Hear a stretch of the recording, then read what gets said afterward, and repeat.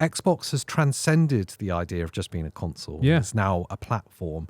It is the biggest publisher of games because they own so many. Everything, And I think they're going to continue that. Yes. They're happy for their games to be everywhere. They want Xbox to be an experience you have from your phone to your PC to your Xbox, and maybe even in part your PlayStation and Nintendo as well. Which can only benefit everybody.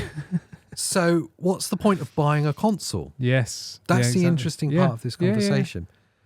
I think the first one, the point you made earlier was, well, these games firstly are designed with Xbox in mind. Yes. So Phil Spencer recently said and answered this question when someone said, well, what's the point of an Xbox then? And he said, well, we want you to buy an Xbox because the hardware is intriguing enough to want that. Yeah. Which means they've already said the next console is going to be the biggest generational leap anyone's ever seen in that, because it's just going to have a 5090 in it. It's going to cost $5,000. No, but it will be a massive leap, like whatever it will be according to them, right?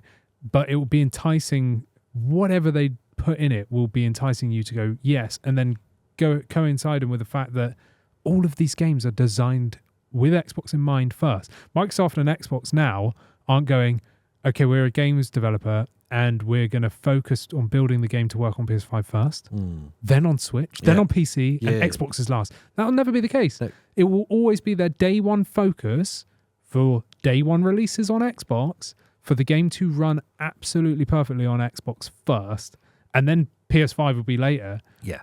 So that's the point of an Xbox.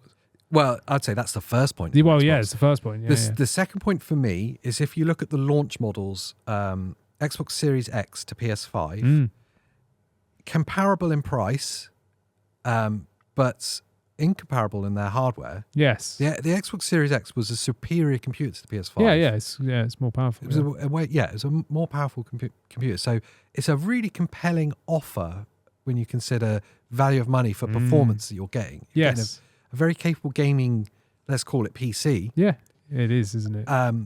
Especially compared to the competitor, which is a PS5. And in order to get better than that, then you need a PS5 Pro, which is considerably more money. So that offer is really compelling. And I think the other compelling part of the offer, just of the baseline hardware, which is really overlooked by PlayStation, it's the backwards compatibility. Absolutely, yeah. Such a big deal. Yeah, massive. And they've said that that's such a key part to their offering that it's going to continue going forward. Yeah.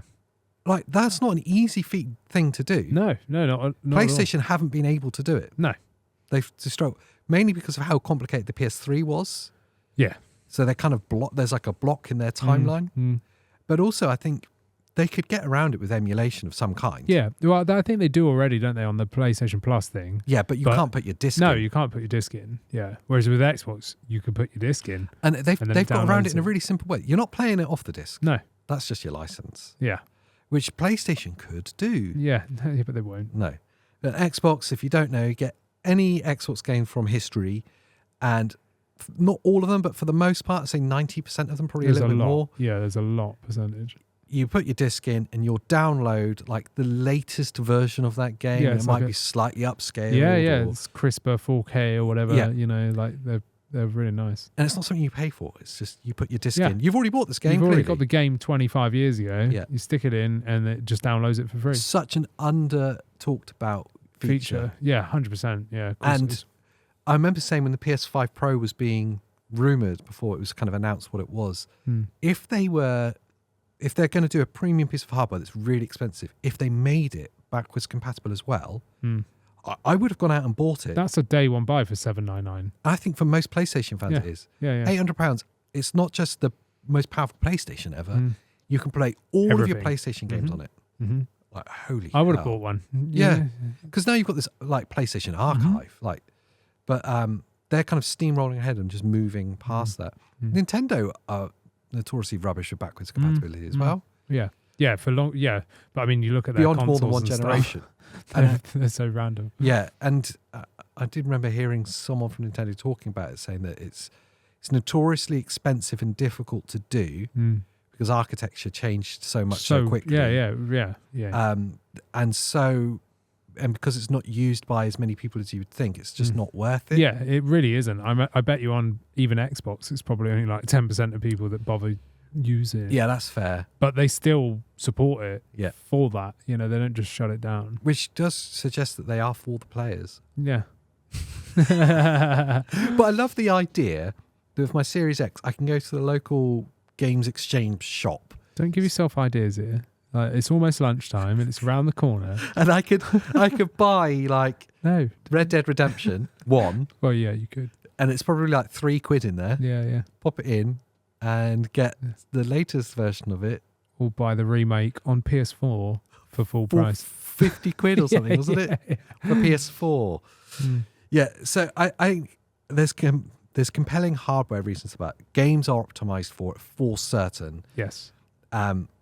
It's great value for money for the hardware that you're getting. Yeah. And that backwards kebab, it's easy for me to see. Kebab. My backwards kebab is very easy. How do you eat a kebab backwards? You pull it out of your mouth. Hopefully you've enjoyed that clip from our main podcast. If you didn't enjoy it, you should click on the video between our faces to watch the full one to make sure you didn't enjoy it. Yes.